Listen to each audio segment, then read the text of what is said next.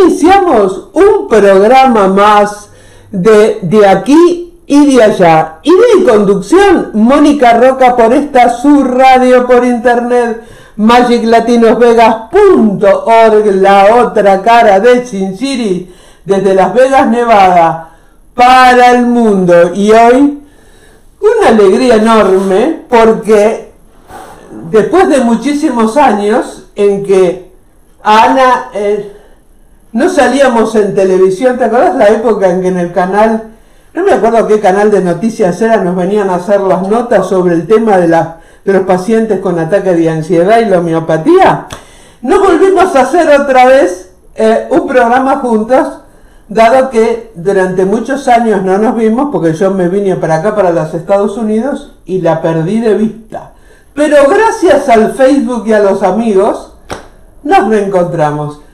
La doctora Ana de Leo, no solamente un maravilloso ser humano, un maravilloso médico y un excelente homeópata. Así que Ana, el micrófono es tuyo. Bueno, encantada Mónica, gracias por estar acá, por invitarme. Para mí un honor, un orgullo volver a estar y bueno, dispuesta a charlar de lo que estábamos hablando antes de que empezara el programa, ¿no? Sí. El paradigma médico dominante. Justamente vos me hablabas del fallecimiento de tu amigo.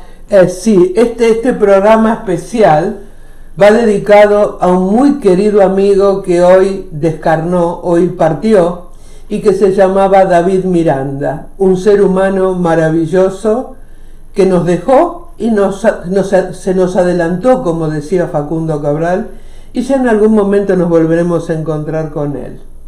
Ahora sí, contanos un poco. Sí. Bueno, son estos dilemas que nos plantea la vida, ¿no? Ya cuando uno nace, está destinado en algún momento a partir. Bueno, tal vez por eso, por las historias de mis antepasados, de mis ancestros, me dediqué a la medicina. Cuando te conocí a vos, Mónica, recién empezaba a estudiar homeopatía. Me fui del paradigma médico convencional. ¿Qué quiere decir paradigma? Ya que estamos en la paradigma es, según un filósofo de la ciencia, Kuhn, un conjunto de ideas científicas en este caso, en las cuales se reúnen un grupo de personas, que son los científicos. La medicina, la llamada biomedicina, tiene este carácter, digamos, este carácter de ser una expresión de la ciencia. Pero bueno, estamos viendo el momento que estamos atravesando en la humanidad. Sabemos que la ciencia no, o sea, una verdadera ciencia que pueda comprender la totalidad no es matemática. Yo siempre sentí que la medicina se queda corta frente al problema de la enfermedad. Y ahora, bueno, ahora esto que está pasando, calculo que lo podría analizar con el paso del tiempo, porque así sobre las circunstancias actuales resulta muy difícil poder opinar. Sí puedo decir que para mí la medicina convencional de la cual vengo, o sea, yo estudié, tuve la oportunidad, siendo hija de inmigrantes en la Argentina, inmigrantes del sur de Italia y del norte de España, inmigrantes pobres, tuve la oportunidad de estudiar en la universidad pública. Creo que eso hoy día pasa en pocos lugares del mundo. Entonces estoy muy agradecida por todo lo que aprendí en la UBA, en la Universidad de Buenos Aires, pero no me alcanzó, porque creo que tampoco alcanza la definición de salud de la OMS, ¿no? Que la salud, creo que es una definición bien intencionada, pero de todos modos bastante mecanicista. La salud es la ausencia no solamente es la ausencia de enfermedad, sino el completo bienestar psicológico, social y físico. O sea, hay una separación entre lo mental y lo físico. Y todos sabemos claramente que uno es una sola pieza. Una es una sola pieza. y que no se puede estar bien si el entorno está mal, si hay miseria, si no hay cloacas, como sigue ocurriendo en nuestro país. Se habla mucho de vacunas, pero de pronto hay localidades, desde el norte hacia el sur, muchísimas localidades que aún no tienen agua corriente, ni cloacas. Eso es un pilar fundamental de la salud. Entonces la salud abarca muchísimos aspectos, no solamente el individual. Y otra cosa más, una de las cosas que a mí me llevó a enamorarme de la homeopatía es la mirada de la totalidad del padre de la homeopatía, que es el médico alemán Samuel Hahnemann, del año 1700, nació en Meissen, un 10 de abril, y realmente fue para mí, una vez que lo empecé a estudiar, después de Hipócrates, un padre de la medicina. O sea, Hipócrates me sorprendió por el primum non nocere, de primero no dañar, que creo que no está vigente en este momento, la medicina actual. Exacto. No está además vigente. En la observación, no está vigente. No está vigente. La medicina ya coloca al sujeto que va a consultar como paciente. Yo ya dejé de llamar paciente a mis pacientes, prefiero a los que llamaba pacientes, prefiero llamarlos consultantes para tener una relación de igual a igual, y porque me parece que no debe existir un espectador pasivo. Me parece que quien va a consultar al médico tiene que tener un rol activo. La medicina, la biomedicina no considera la subjetividad. Este tema vos fijate que en inglés, ya que estás viviendo en Estados Unidos, illness es la percepción del paciente, illness quiere decir enfermedad, illness, pero tiene que ver con la persona enferma, y disease es el nombre de la enfermedad, lo que caracteriza la enfermedad. Entonces, son dos aspectos de una cosa que incluye la subjetividad. Y bueno, y en esa subjetividad no hay ningún tipo de lugar en la medicina convencional. Entonces, el hombre es considerado una máquina partida. Esto partir viene bien para poder estudiar, pero no para conocer la naturaleza del que está enfermo. Todo esto que parece muy complejo, a mí me enamoró, vuelvo a decir, la homeopatía y los conceptos de Hahnemann, porque consideran al hombre como una totalidad. Entonces es una medicina del hombre, es una medicina antropológica que da grandes satisfacciones, porque uno se sienta como estamos sentados nosotros acá. Vos también me contaste que te interiorizaste, conociste, estudiaste la homeopatía. Claro, y entonces, siempre tengo que decir que fue por tu culpa y por tu grandísima culpa, porque trabajando con vos trabajabas en la corporación que yo tenía en Argentina, y aprendí las primeras cosas de vos, y de un médico, que era mi médico homeópata, que dio clases privadas, hasta que un día me enseñaste que había una escuela de Constantino Herin, hizo una convocatoria a los psicólogos, fuimos como 50, quedé yo sola, y cuando se dieron cuenta que yo escuchaba bien, en vez de echarme, es el único título de homeopatía para un psicólogo. No me echaron, quedó. Se las gané por cansancio, porque decían que yo nunca iba a poder medicar y no iba a poder hacer materia médica porque no era médica, ¿viste? Claro, pero se las gané. Se las gané. En Argentina, claro, bien. En otros países no, en Canadá no, en otros países un homeópata no necesariamente tiene que ser médico, pero en Argentina sí. Exacto, de hecho hay en África, hay una asociación que se llama Homeopathy for Health in Africa, homeopatía para la salud en África, cuyo director es Jeremy Sher. Es un especialista en homeopatía que está demostrando al mundo que se puede tratar perfectamente todo tipo de enfermedades infecciosas. Él fundamentalmente está tratando HIV con homeopatía. Ah, mira. En Tanzania. Él está donde está el Kilimanjaro, si no me equivoco, es Tanzania. Sí. Él y la mujer se fueron a vivir ahí. muy interesante para entrar y ver la página. Bueno, y él no es médico, pero en la Argentina hay un montón de proyectos que han sido cajoneados. Acá uno de los que consumió homeopatía porque le trajo un botiquín, le mandó un botiquín de Europa, fue San Martín. De hecho, el botiquín homeopático de San Martín está en Mendoza, en el Museo San Martiniano. Esa no la sabía. Esa no la sabía. Sí, sí. Ah, mira. Ah, mira. ¿No sabías eso? No. Sí, es un detalle. Yo lo fui a ver. Sabía que él tenía una afección por la cual tenía que tomar, no me acuerdo qué medicamento tomaba, pero no sabía que era un medicamento homeopático. Que tomaba homeopatía. Mirá vos, el padre de la patria, que ha adelantado a la época. Sí. Sí, hubo muchísimos. Hubo varios presidentes, Mitre, Roca, Avellaneda, que consumieron homeopatía, si no me equivoco. Avellaneda no estoy segura, pero Mitre y Roca sí. Y bueno, la homeopatía tuvo una importancia acá, pero bueno, creo que luego, por cuestiones de la industria farmacéutica, quedó como subordinada como medicina alternativa a la medicina convencional, a lo que se llama, a lo que estaba diciendo el paradigma biomédico. El paradigma biomédico tiene un idioma en particular en donde no entran estos asuntos, ¿no? Ellos dicen que la homeopatía funciona por efecto placebo, y yo siempre pregunto, ¿cómo haces para ponerle efecto placebo a una planta o al perro? O sea, yo a mis perros los medico con homeopatía. Y yo a mis gatos y a mi perro también. Sí.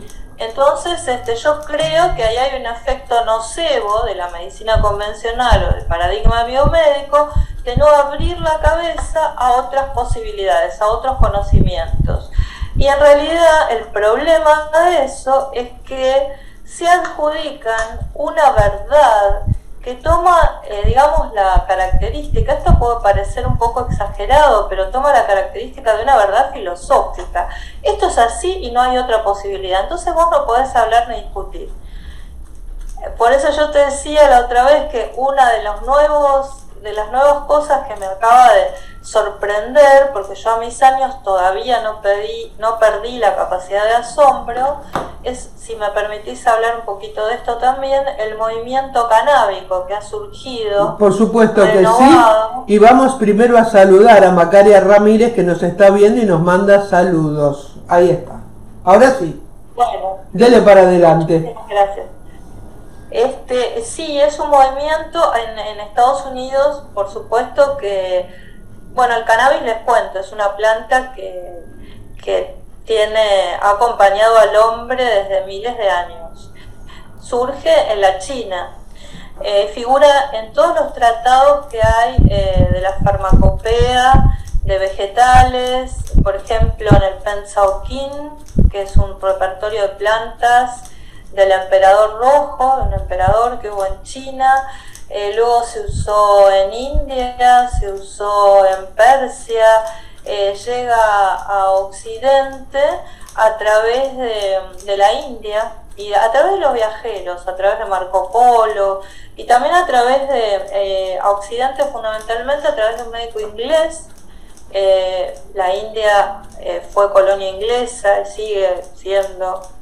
Este médico inglés estuvo viendo las propiedades de la planta, escribió junto a un botánico, Nicolás Culpeper, un tratado sobre la melancolía.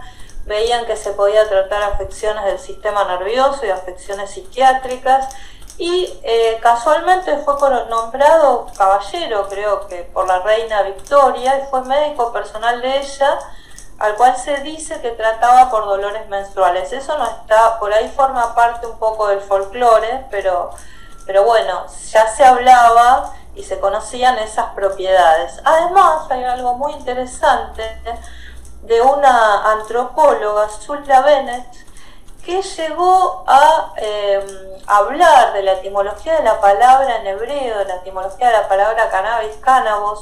Parece que tiene que ver con el aceite, tampoco está demasiado corroborado, con el aceite de la unción de los enfermos que usaba Jesús, de la cosmogonía cristiana. Mirá vos, qué el interesante. aceite de la unción, súper interesante.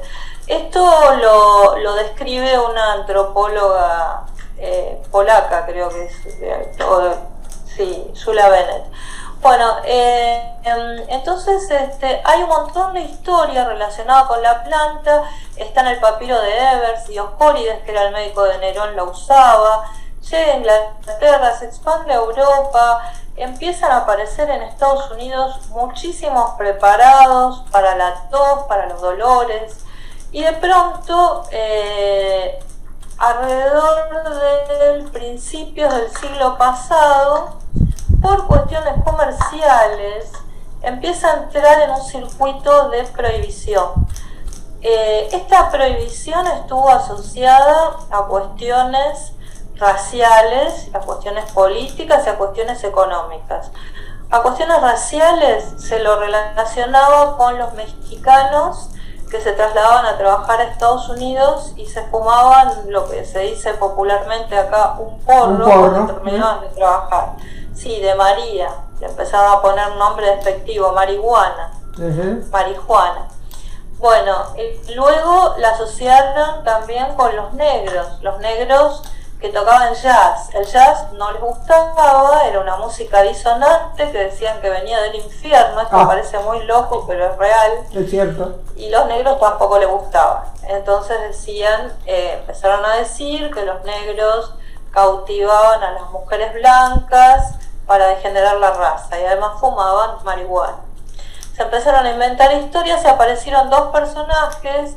Uno era un magnate de medios, Randolph Hearst, y el otro Henry Ashlinger, un policía, un funcionario mediocre, policía, que empezó junto con el magnate de medios a inventar historias, a magnificar, tal como se hace ahora con la manipulación de las cabezas de la gente, y así se prohibió. Apareció una Convención Nacional de Estupefacientes y se la asoció a la heroína, la cocaína, sustancias adictivas, y se la prohibió.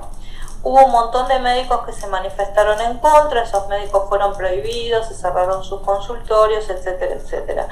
En los años 60, bueno, luego hubo un montón de cuestiones de prohibición relacionadas con asuntos políticos, como la ley seca y todo eso. Bueno, en los años 60 se empieza en Israel, el doctor Rafael Mechulán, un científico que iba a estudiar medicina y luego se dedicó a la química, aún está vivo, se lo llama el abuelo del cannabis. Les recomiendo especialmente que para saber bien esta historia busquen en YouTube la película El Científico. Es una maravilla y van a conocer toda la historia de lo que es la investigación del cannabis. Rafael Mechulán merecería un premio Nobel. Él descubre las dos moléculas, el THC, que es la psicoactiva, la cual se le atribuyen los efectos, entre comillas, malos, que en realidad son medicinales también, y el CBD. 30 años después, el equipo de Mechulán descubre lo que se llama sistema endocannabinoide, que es un sistema de regulación interno que tenemos todos los mamíferos vertebrados, que produce marihuana endógena. Entonces, nosotros también producimos marihuana, producimos moléculas similares a las de la planta. Mirá qué importante hacerte esta nota, Ana. Yo sabía que por algo te tenía que hacer una nota. Mirá cómo nos estás desburrando. A ver. Que está bueno hacer divulgación de esto y desmitificar y entender que siempre hay algo por detrás de lo que uno ve. O sea, no todo es tal cual se ve, tal cual se lo ve. Hay que investigar para poder hablar, no quedarse con la primera versión de las cosas, porque Bueno, cuando yo entré a la Facultad de Medicina se decía que la marihuana era la puerta de entrada a las drogas duras. Era un camino a la adicción, era un monstruo. Y hoy día yo estoy en contacto con una persona maravillosa, un doctor que trabaja, el doctor Álvaro Saurí, la doctora Montiel, que son médicos de cuidados paliativos del ROFO, que tienen vaporizadores en el hospital, por ejemplo, para rescatar a los enfermos con dolor. El vaporizador es un aparato en el cual se pone una flor seca y se regula la temperatura para lograr el efecto que uno necesita: analgésico, antiinflamatorio, sedación, etcétera, etcétera. Bueno, esta maravillosa planta así es rescatada. Pero a Rafael Mechulán, por ejemplo, nadie lo menciona. Yo en la Facultad de Medicina no conocí el sistema endocannabinoide. Si bien me recibí en el año 83, lo podía haber conocido porque hice residencia y seguía haciendo posgrado. Y la importancia de este sistema es tan grande que tienen ustedes un médico allá, Itan Russo, el doctor Itan Russo, que él dice que el sistema endocannabinoide marca el tono de la salud. O sea, cuando hay una alteración en el sistema endocannabinoide, hay enfermedad. Entonces, vos das cannabis exógeno, cannabis de la planta, y encontrás que tiene un encaje molecular. ¿Qué quiere decir encaje molecular? Que es como una llave que encaja en una cerradura. Nosotros tenemos la cerradura, la planta, la llave. Encaja en una cerradura y equilibra ese tono endocannabinoide que regula todo, regula las emociones, el apetito, el sistema cognitivo, el aparato digestivo, la deglución, el movimiento intestinal, aparato respiratorio, sistema nervioso central. Únicamente no hay receptores en el bulbo. ¿Qué quiere decir esto? Esto hace que la planta sea 100% segura, que no tenga dosis letal, porque justamente no llega a tocar el centro respiratorio. Fíjate vos la importancia, no así los barbitúricos, por ejemplo. Exacto. ¿Te acordás que en una época la gente consumía alcohol y barbitúricos y se moría? De pronto un artista rock aparecía muerto en la bañadera. Bueno, acá no se ha visto que nadie se haya muerto por una sobredosis de cannabis. Sí se puede sentir muy mal. Los efectos adversos son taquicardia, como es, sequedad de boca y vértigo, pérdida del conocimiento, que se recupera suspendiendo la sustancia, ¿no? Puede haber, por eso las personas mayores, cuando uno indica cannabis siempre lo indica, porque puede haber hipotensión acompañado de algún alimento. Bueno, ¿por qué aparece acá en la actividad del movimiento canábico? Porque hay un gran auge en Argentina. Porque hubo antecedentes con internet de madres con niños con epilepsia refractaria. ¿Qué quiere decir refractaria? Que no responde al tratamiento que los médicos le dan en el hospital, el tratamiento convencional, que se hace con antiepilépticos. Ellas empiezan a buscar en internet y se enteran del caso de Charlotte, una niña en Estados Unidos que tenía convulsiones y que con el aceite de CBD se mejoró muchísimo. Se le puso. Acá Macaria nos está diciendo muchas gracias por la información, Ana. No, por favor, yo lo que quiero de esto no es hablar en chino, sino que quede muy claro el valor que tenemos en una planta. Y en realidad las plantas han sido muy denostadas en la historia del hombre, y nosotros tenemos oxígeno gracias a las plantas. O sea, nosotros no podemos vivir sin plantas, las plantas sí pueden vivir tranquilamente sin nosotros. Es tanta la importancia que tienen que no se las ha considerado, tanta la importancia que dependemos justamente de ellas para la vida, ¿no? Bueno, y el cannabis es una planta que en sí misma es un laboratorio. ¿Qué pasó cuando estas madres empezaron a darle aceite a sus niños? Y fue todo un circuito terrorífico, porque tenían miedo de no hacerle caso al médico. Cuando le iban a preguntar al médico, doctor, a mí me pasa esto, ¿cuál era la respuesta que solían encontrar? Vas a drogar a tu hijo, le vas a dar algo que no es seguro, no hay vigilancia farmacológica, eso es una droga, bla, bla, bla. Las madres seguían buscando información y encontraron algunos referentes médicos en el hospital de niños, al doctor Sarijulis, que lamentablemente falleció muy joven, y al doctor Carlos Magdalena, que empezaron a acompañar estos procesos y a ver que empezaron a bajar los psicofármacos en estos niños, ¿no? Entonces de ahí empieza a surgir el movimiento de madres que cultivan y de niños que mejoran. Y así se empieza a difundir el uso. Por ejemplo, en Estados Unidos, uno de los primeros usos que se le dio en los años 80 fue con el tema de la aparición del HIV. Se vio que mejoraba muchísimo el adelgazamiento, lo que se llama emaciación por HIV, el adelgazamiento, el sueño, es cierto, acompañó muchísimo. Es cierto, doy fe por eso, porque lo viví de cerca con un amigo que llegó hasta el sarcoma de Kaposi y que gracias a Dios hoy está vivo y tiene una salud, si me descuido, mucho mejor que la mía. ¡Qué genial! Sí. Claro, porque se ha transformado en una enfermedad crónica ahora el HIV. Ajá. En aquellos momentos yo creo, mi percepción, porque también han muerto varios amigos, es que morían por los medicamentos. Es que había una cosa que era muy interesante. Con lo primero, y vos lo sabés, que se empezó a tratar el síndrome de el SIDA, el síndrome de ahí no me sale ahora, una deficiencia adquirida, fue con el AZT, y el AZT borraba el linfocito T4 y si lo dejabas de tomar morías como un perro y no había otra cosa. Curiosamente los mayores productores de AZT son los Rockefeller, que lo siguen haciendo, pero ahora está mezclada con otras drogas, por eso no es tan nocivo, pero antes se usaba solo. Claro. Bueno, vos fijate, eso ha sido un medicamento respetado porque viene en un envase con prospecto. Acá, el cannabis artesanal, ahora las personas tienen la posibilidad de hacer un estudio cromatográfico para ver qué proporción hay de THC y de CBD. Estas dos sustancias, además tienen otras cosas, además del THC y el CBD, tienen lo que se llaman terpenos, tienen flavonoides, es una planta maravillosa.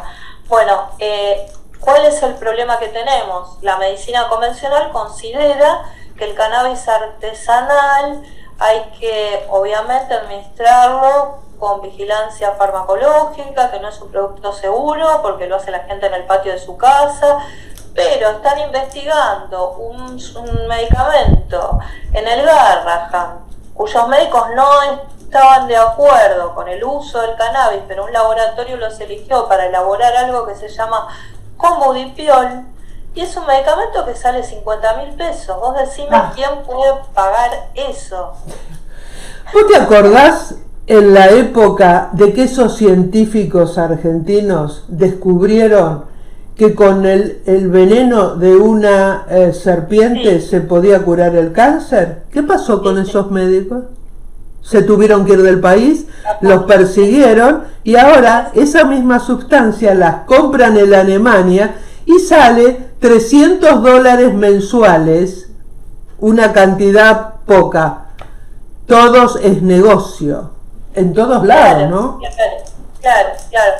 Bueno, entonces acá, como hay un activismo muy importante en Argentina, yo creo que se van a dividir las aguas. Por un lado está la comunidad científica convencional que habla del peligro del cannabis. Yo hablo del peligro de, por ejemplo, el Rofecoxib, un medicamento que se tuvo que sacar de la venta porque murió un montón de gente. Ni hablemos, bueno, de la talidomida, es otra historia. ¿A cuántos mujeres embarazadas que le dieron talidomida, sus hijos nacieron con unas malformaciones espantosas? ¿Quién hizo algo? Nada. ¿Es cierto? No, nada, obvio. Entonces acá nosotros tenemos, como dicen los colombianos, la cantaleta de ojo. A los médicos nos hacen sentir, ojo con lo que estás dando. A mí no me hacen sentir porque soy rebelde, no me importa, vos ya me conocés. Somos iguales, va, ¿a qué te vas a ver? Sí, y entonces... Mi mayor felicidad a esta altura de mi vida es que me llame alguien y me diga que está mejor. Con eso ya tengo cartón lleno. Bingo, gané el día. Entonces, bueno, he visto cosas muy impresionantes, tanto con la homeopatía como con el cannabis. Y yo estaba pensando que este equilibrio de la energía vital que propone la homeopatía, o sea, que estimula los mecanismos de autocuración, es lo mismo que ocurre con el sistema endocannabinoide y la planta, te equilibra, te da un estado de equilibrio. No hay que estar tomándola todo el tiempo y por supuesto hay que individualizar. Ese es otro desafío, porque en la época actual con la biomedicina, ningún individualizar. Anda a ponerte a individualizar a un paciente con el ritmo que hay en los hospitales. O sea, todo lo mismo, protocolo para esto, protocolo para lo otro. Me gustaría, Ana, que nos dijeras... Sí. Las leyes de curación que tiene la homeopatía, porque es fascinante. Atendí en Argentina, yo uso la homeopatía exclusivamente para la parte psicológica, también para la parte orgánica, pero específicamente elegí la homeopatía para casos de ataques de ansiedad y una serie de trastornos psicológicos, porque la homeopatía, como digo siempre, por eso no va a entrar acá en los Estados Unidos como medicina oficial, porque es barata y cura, y acá lo que necesita es tener al enfermo, así los laboratorios se llenan los bolsillos de dinero. Pero un paciente que tenía, ¿cómo se llamaba en el cuerpo? Que te pica y que te van apareciendo manchas en el cuerpo, no es lupus. Psoriasis. Abuelo con psoriasis, padre con psoriasis, le empiezo a dar la medicación y veo en su cuerpo la curación tal cual la ley. Que quiero que me digas, que le cuentes. Yo lo que te quiero aclarar, que cuando estás curando, vos decís, yo la uso para lo psicológico. Justamente en general, no es solamente lo psicológico. Con un gran componente psíquico. Y en general uno no puede elegir. Cuando usa homeopatía, la usa para... Claro, tenés razón, es la totalidad. Sí, es como un holograma. Es un holograma el hombre. Bueno, sí. Claro, la gente se cura de arriba hacia abajo, o sea, empieza a limpiarse de arriba, primero arriba, hacia abajo, de adentro hacia afuera, y los síntomas más viejos a los primeros, a los más nuevos. Es así, y lo ves. Y esto lo describió Hahnemann en el año 1700 y estamos en el 2021 y sigue siendo igual. Hahnemann, salvando las distancias, al igual que Freud, fue un adelantado a la época. Claro. Realmente. Sí. Aparte, Hahnemann probaba en su propio cuerpo las nuevas cosas que investigaba. Hahnemann tenía un grupo que se llamaba Bandera de Oro, de él con sus estudiantes, probaban sustancias dinamizadas. Quiero hacer una aclaración, que una de las cosas más interesantes de la homeopatía es que no se toman sustancias ponderales. ¿Ponderales qué quiere decir? Medibles, en miligramos, milicentigramos, microgramos, no. Él hacía de la misma manera en que se prepara ahora, pero ahora con máquinas. Él lo hacía a mano. Claro, triturando una sustancia de origen mineral, vegetal o animal hasta su desaparición completa, la trituraba y luego la diluía. Entonces es como un procedimiento alquímico. Uno cuando toma homeopatía no toma la sustancia ponderal, sino la energía de esa sustancia. Por eso se puede tomar oro, se puede tomar mercurio, se puede tomar arsénico y uno no se muere. No hay nadie que se haya muerto por tomar homeopatía. Y por eso calculo que la medicina... Sí. Me hiciste acordar algo que es vital. Una vez a mi perro, acá hay muchas arañas viudas negras, ¿sí? Sí, Un día veo que mi perro se le empieza a hinchar acá la cara, pero de una manera, y automáticamente, no me preguntes por qué es, dije, lo picó una viuda negra. Llamo al veterinario urgente para que vea, pero en el medio de que llamo al veterinario me acordé que yo tenía tarántula. Y le empiezo a dar tarántula dinamizada, la sexta, con un goterito como aquella vez que me enseñaste a salvar al hámster con la pata que tenía, ¿te acordás? Que tenía la pata, el hámster que teníamos en Argentina, que la pata se le había puesto morada y que se le había empezado a engangrenar. Y vos me enseñaste el famoso... Bueno, lo seguimos. Le empiezo a dar las gotas. Y para mi sorpresa, se le empieza a deshinchar, pero en tiempo récord. Cuando llega el veterinario, igual le dio una inyección. Me dijo, ¿qué le diste? Tal cosa. Me dice, mira, yo no creo en esto, ¿no? Pero gracias a esto, tu perro no se murió antes de que yo llegara, me dijo. No me lo olvido nunca, Ana, no me lo olvido nunca. Claro. Porque el que dice que la homeopatía es un efecto placebo, realmente es un animal sin ofender a los animales. Realmente. Perdona que te interrumpí. Seguí, por favor. No me interrumpiste para nada. Quiero que esto sea un diálogo, no un monólogo. Me parece genial. No, pero es maravilloso todo lo que sabes. Y después quiero que termines hablando de la sacroeconomía, que es tan importante. Bueno, no sé cómo la voy a enganchar con esto, la sacroeconomía, pero bueno, también la economía es parte de la salud, y hay un tema, la salud se ha transformado, acá parezco que estoy divagando, pero realmente lo siento de esta forma, en un bien de consumo. No sé cómo será allá, pero acá peor. No tiene dinero, acá peor. No tiene acceso a la salud. Acá peor. Acá hay mucha cantidad de gente que no tiene, al no tener papeles, al no tener el estatus arreglado, no puede acceder a tener un plan médico porque son muy caros. Solamente los que somos viejos, cuando te jubilás acá, tenés acceso a una medicina, Medicare, Medicaid, que te sostienen el tratamiento médico y las cosas, pero la mayoría de las personas que viven en el suelo de los Estados Unidos, sobre todo los emigrantes, no tienen ningún tipo de cobertura médica. La salud es carísima, los medicamentos son carísimos. Es terrible, es un bien, por eso te digo, un bien de consumo. Acá también. Yo hice la unidad hospitalaria en el hospital de clínicas, Hospital Escuela José de San Martín. Era un hospital que era una maravilla en aquellos momentos.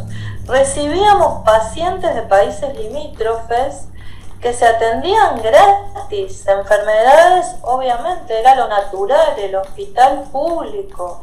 Funcionaba con todo. Yo estaba en la cátedra de enfermedades del colágeno. Me acuerdo que recibíamos gente de Paraguay, de Chile, de Bolivia, de Uruguay. Venían al hospital de clínicas. Hoy día el hospital de clínicas tiene un estado de abandono, tiene profesionales buenísimos, pero no tiene insumos. Todo lo que es público se ha abandonado. Yo creo que la idea es esa, está lleno de prepagas, que son una porquería. Ana, yo me crié en el Hospital Muñiz porque mi padre era kinesiólogo del Muñiz. Y ya en aquella época faltaban insumos y el hospital se caía a pedazos, igual que el Morda y el Moyano. Claro, bueno, imagínate ahora con el mercantilismo que hay en la ciudad de Buenos Aires, ni hablar de Gramo, esto es un desastre. Pero bueno, entonces, si vamos a hablar de economía, te diría que habría que recuperar el valor por un lado, del dinero como un bien sagrado, no mercantilista. El dinero para producir bienestar. Que el trabajo no sea para sufrir, que el trabajo sea algo que genere satisfacción, además de llevar el pan a la mesa, que genere alegría. Yo tengo la bendición que no sé cómo hice para llegar a esto, que para mí no es un trabajo, o sea, yo hablar con los pacientes y con los consultantes es un placer, o sea, a mí aprendo de las personas que me consultan, hacemos un intercambio, aprendo un montón. Y el tema de la economía sagrada, yo te lo comenté porque ustedes lo tienen, ¿cómo se llama? El de la sacroeconomía, me olvidé el nombre. Me viene Liechtenstein. Bueno, es parecido a eso, yo también se me fue ahora, es parecido a eso. Sí, se me fue el nombre. Ustedes tienen a una persona que escribió justamente sobre volver a darle al dinero el valor de lo sagrado. Porque justamente si retomamos, hacemos el retorno, la teoría del eterno retorno al principio de la charla, en relación a que la salud es un completo estado de bienestar y que realmente, por más salud y buena vida que uno tenga, si alrededor salís a la calle y encontrás gente comiendo basura, no se puede ser pleno, uno no puede vivir feliz. Es cierto. Si tomamos conciencia de que somos todos parte de una totalidad, somos partículas de arena en el cosmos, y todos formamos parte de lo mismo, o sea, todos estamos de paso. Entonces hay un hermano que come de la basura, no podemos ser felices. Entonces yo te invité a este sistema, como te invitó, a mí me invitó Fernanda, y yo te invité a vos. Nati, sí. Carácter transitivo.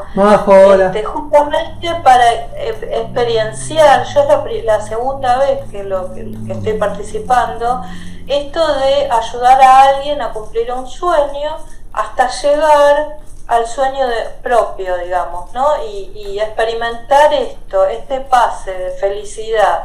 Yo le regalo a alguien, veo todo el proceso de cómo esta persona cumple su sueño, luego veo a otra persona y luego llego yo. Y bueno, es como una pequeña práctica de un mundo mejor, como entrar en una realidad paralela. De un trabajo colectivo donde se mueven otro tipo de energías. Absolutamente, absolutamente. La energía de la solidaridad, la energía de la confidencialidad, la energía del respeto, la energía del acompañamiento, la energía de los límites, es hoy, de vivir el aquí y ahora, y de no, digamos, de no entrar en la victimización, de no quejarse, de aprender de alguna manera, de aprender justamente a vivir en el aquí y ahora y a concretar, a no postergar, a no dejar para mañana. Realmente es una disciplina muy rara, yo aprendí muchísimo más que en cualquier posgrado de la universidad con la sacroeconomía. Así que bueno, es una experiencia que, como dijo Fer, la experimentó la semana pasada, ¿no? ¿Estuvo Fer o la otra? Sí, la semana pasada le hice una nota a Fer. Claro, una antropóloga que vio la experiencia de mujeres africanas. Imagínate cómo vive una mujer en África que tiene que caminar 30 kilómetros para buscar agua. Empezaron a armar, por ejemplo, grupos. Había una que tenía un bebé, entonces bueno, le ayudaban a cuidar el bebé, un grupo iban a buscar el agua, otro grupo limpiaba la choza, otro grupo hacía la comida, y empezaron a juntar lo que ellos usan, el valor monetario, y acompañarse. Y esta mujer lo vio y lo trasladó a, creo que sí, era Canadá. En Estados Unidos hay un montón de movimientos, en México, en España, en Italia, es mundial. De hecho, en nuestro grupo tenemos gente de Argentina, distintas localidades, tenemos Chile, a vos, Estados Unidos, Chile, Uruguay, claro, Madrid, España. España, tal cual. Así que es algo muy interesante como para empezar a pensar. Yo no sé si vamos a salir mejor de todo esto. A mí me parece que es terrorífico todo lo que está pasando, pero está bueno que empecemos a enfocar otra realidad, a mirar la construcción de un mundo mejor, al menos para los que quedan, ¿no? No digo para nosotros, sí para nuestros hijos, nuestros nietos, los que vienen detrás. Ana, a mí me gustaría que dieras un número telefónico por si alguno de los que está escuchando necesita consultarte y que la atiendas. ¿Qué te parece? ¿Cómo no? Sí, Decilo. El del WhatsApp.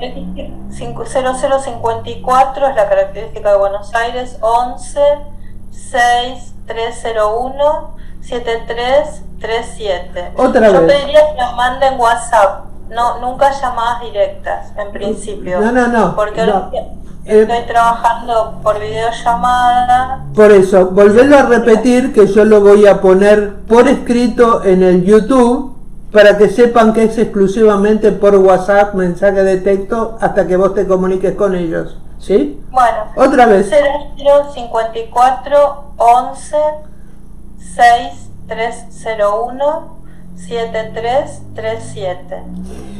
¿Qué le dirías, Ana, a estas personas que no quieren de golpe vacunarse porque no quieren? ¿Qué le dirías? Porque nosotras como homeópatas estamos de acuerdo que no es aconsejable meternos en el cuerpo ninguna cosa rara, ¿no? Pero ¿qué le dirías? En este momento, y dadas las circunstancias, es una pregunta jugada.